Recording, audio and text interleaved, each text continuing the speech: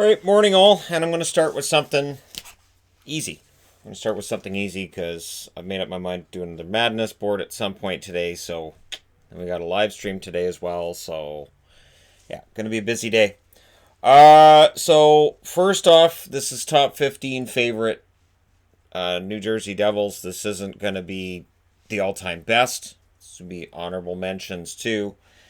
Chico Resch, Mark Johnson, who I liked a lot. Didn't play that long in New Jersey, but memorable while he was there. Chris Terreri, Bruce Driver gets an honorable mention as well. So for New Jersey, and Bobby Holik gets an honorable mention as well. Can't forget to throw in Bobby Holik. So my 15 favorite members of the New Jersey Devils, and I try really hard not to double up names, but with New Jersey, it's kind of tough. There are some players who may very well be on favorite player list for other teams, and I apologize for that because I try not to do it, but odds are it's probably going to happen at some point. Number 15...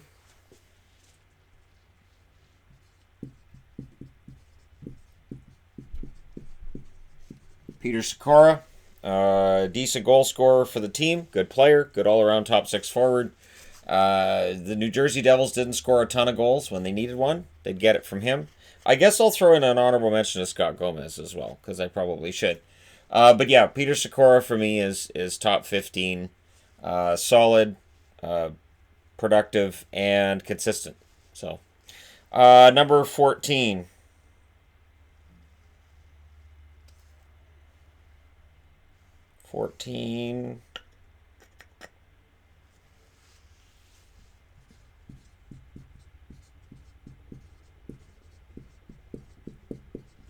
Pat Verbeek's in my Hall of Fame, but I think of him more as being members of other teams than necessarily being a Devil. But he did wear the orange and the red and green. So, there's something to be said for the players who wore that jersey, as well as after they changed it to the red and black. And Pat Verbeek, little ball hate. There's a lot of people who may not have liked him when he was against your team, but you may have liked him when he played for your team. As a Dallas fan, I can say that adds up. So Verbeek at 14. At 13,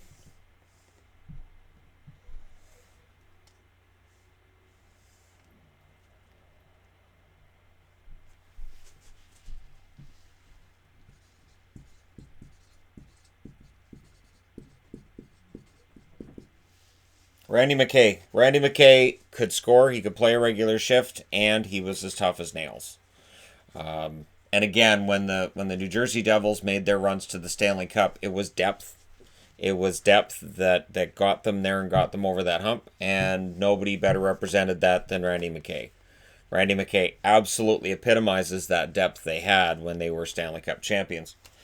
Number 12. Getting tough already. Number 12.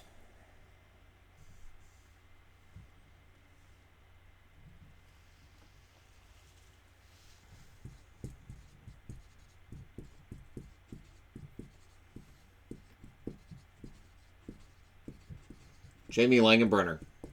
Jamie Langenbrunner would be higher up if we were saying favorite players, including all the time in Dallas and all of that.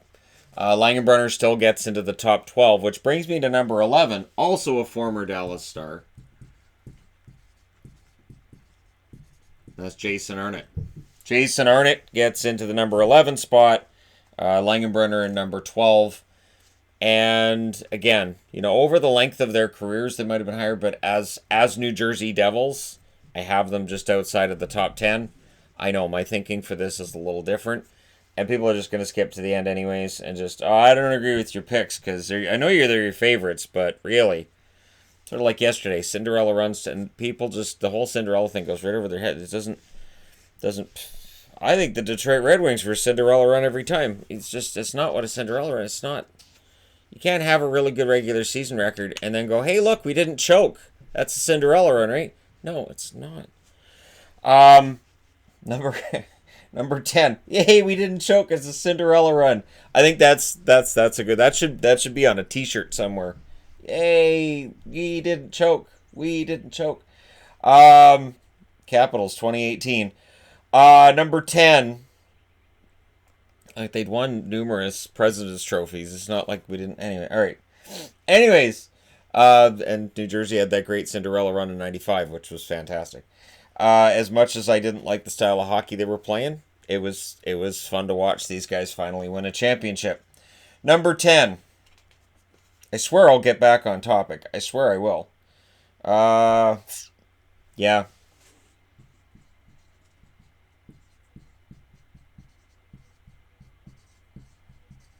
Cory Schneider.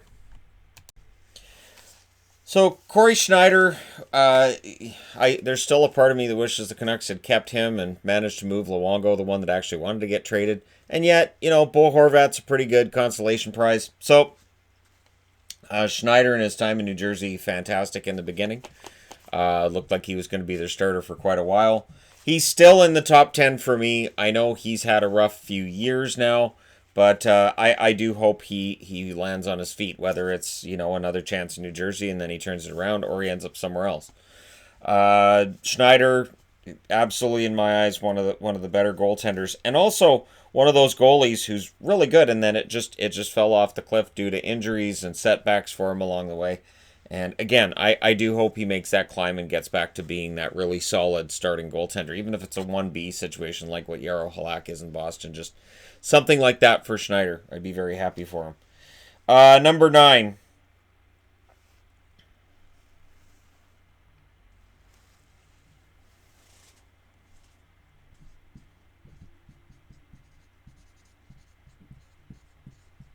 John McClane.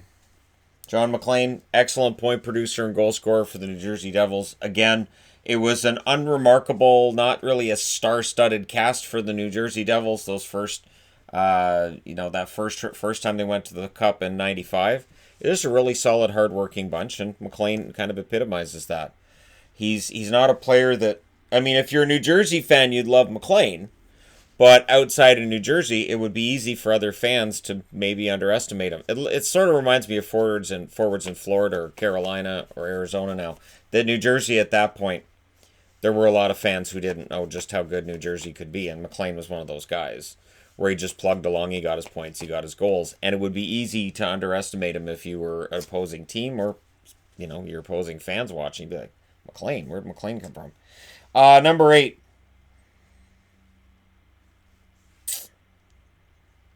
Number 8 on my favorite list. Another John. Also starts with an M. John Madden. John Madden, the epitome of hard work, great two-way forward. And again, during that Jacques Lemaire era, there were some really good, hard-working players. And Madden was absolutely one of those guys. And it's the reason why when Tyler Madden was traded by the Canucks, part of me said, oh, not Tyler Madden, come on. And I know Tyler Madden doesn't necessarily project to even be an NHLer. And he looks like he's probably going to be too small, depending on which scouts you go with and which management people you talk to. But the heart that John Madden had tells me that Tyler Madden could very well end up being a guy that surprises some people. So yeah, that it didn't make me all that happy that the Canucks traded him because I saw what John Madden did in his career. Number 7.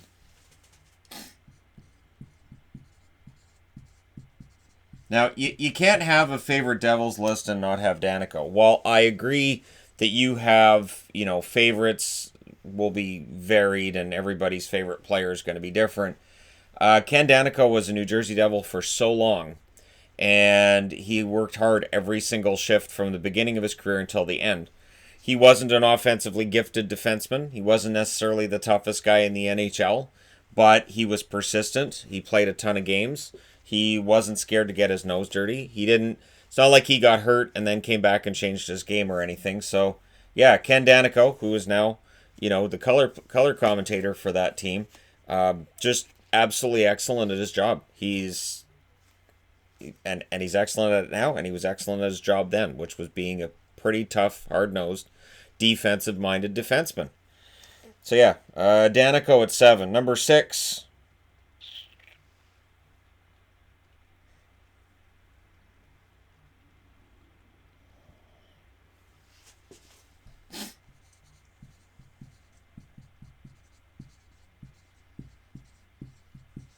Something I learned early on with this channel. Marty Birder, divided opinions on Marty Birder. Now, for me, Marty Birder is an excellent goaltender. Was Mr. New Jersey Devil. Absolutely, that mask is iconic too. Even though when he first got that mask, I was like, but then he kept it forever, so it became, it was his look. And while Marty, I do think was helped by the defensive scheme played by the New Jersey Devils, and I do think that, there are some who say he's a complete and total fraud. I don't think that. Do I think he gets overrated? Yes. So I'm not in the he's the greatest of all time category type. Well, he's in that category, but all right. Do I put him as the greatest of all time? No. Do I think he was an excellent goaltender? Yes. Do I think he was helped by those defensive-minded teams? Absolutely.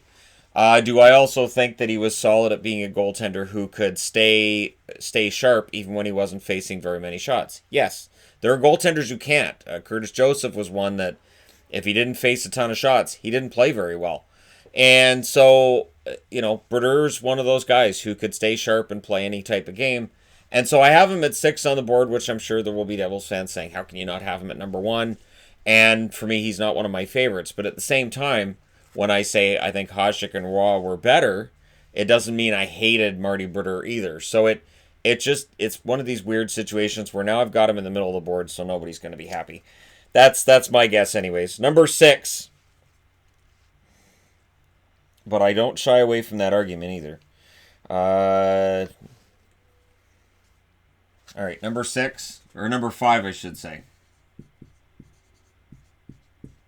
Kirk Muller. When Kirk Muller was drafted behind Mario Lemieux, I remember as a kid feeling kind of bad for him. I thought, this is a pretty good young forward, and you're number 2 behind Mario. That's got to be painful. I mean, New Jersey, builds up around him, and they had some good runs with him.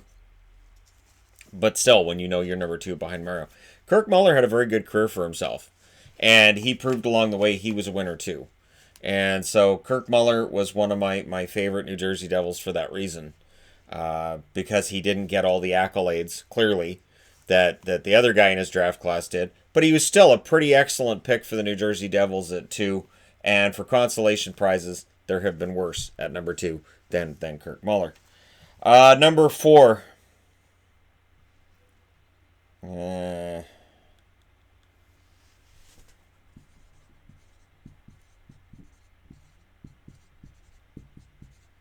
So, my affection for players who are told that they're too small, it's well known. Brian Gionta, likely told his whole career, coming up through minors and juniors and all that, you're probably too small for the NHL dream. And he made it, and he was excellent. Gionta, was out of his mind with goal scoring that one year. I'm trying to remember if he had, I think it was 48. I think he had 48 that one year. Anyways, Gionta had an excellent career, and he was a New Jersey Devil that I could definitely cheer for, because again, he wasn't necessarily the biggest guy on the ice, and again, when you know that being smaller than other guys means you have to work that much harder, you have to work that much harder for any kind of recognition, and for attention, and just for the result that you're looking for. Gionta for me at number 4, because he fought his way through that. Number 3.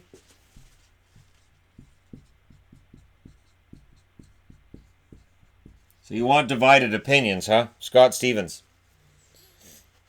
There are those who weren't a big fan of some of Scott Stevens' hits, but Stevens' hits were legal at the time. Did some of his hits cause the NHL to change the rules so they wouldn't be legal now? Absolutely. But they were legal at the time. Scott Stevens had a very long career. He was a very in-demand player. There will be a video on his career at some point. Because he was a guy that no team really wanted to lose and every team wanted to have. And so, excellent career for Scott Stevens. The guy proved he was a winner. Nobody worked harder. And I'll say this too for Stevens. If Scott Stevens played now with the rules as they are now for the hitting, I have no doubt that he would have been able to change his game and still be one of the best defensemen in the league without those hits that we look back on now and say, man, that was legal. And it was. It was. But, Stevens could do a lot more than just the hitting as well. He was pretty good offensively, pretty good at his own end of the rink, and he was a leader. So there was a lot to like about him. Number 2.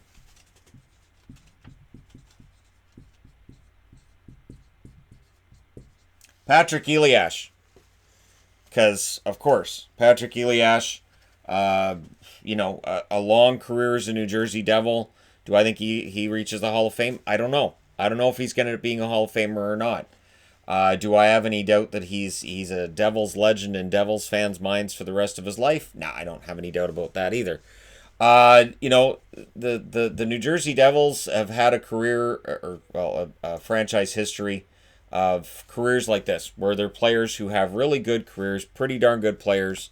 And again, if you're outside the New Jersey fan base, you might end up looking at some of the points totals and goals totals for some of these guys and saying, oh, wow, he is actually pretty good. Because New Jersey doesn't get the press that the New York Rangers get, and they're kind of close to the New York Rangers. But Ashe, excellent forward, and for me, he's number 2. Number 1,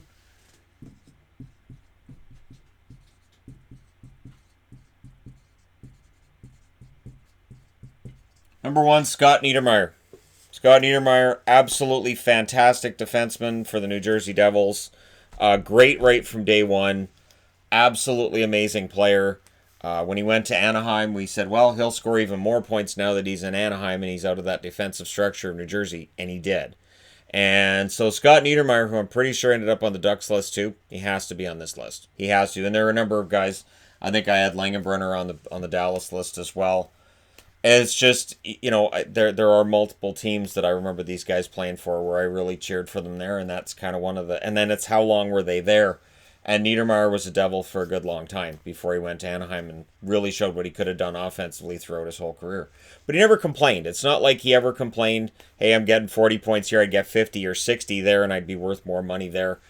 Good team player, and he bought into the system. And with almost every player on the board, really, buying into a winning system, if you're buying in and you're one of the team leaders, it's easier to get everybody else to listen to the coach. So when you have a coach preaching a system and the leaders are going, what is this guy talking about? That's a terrible idea. That's going to eat into my offensive totals. It's harder to get everybody else to buy in. So, really, really excellent team. The New Jersey Devils did a pretty darn good job under Lou Lamoriello of building a team and building a winning environment. And I can see they're trying to do that again now.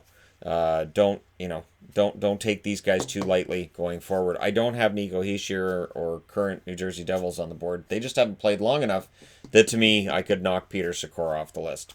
Let me know your thoughts in the comment section below as always. Don't forget to hit like and subscribe if you're browsing your way through. You just happened upon this video. Thank you guys so much for watching, for all your support. I will talk to you again soon.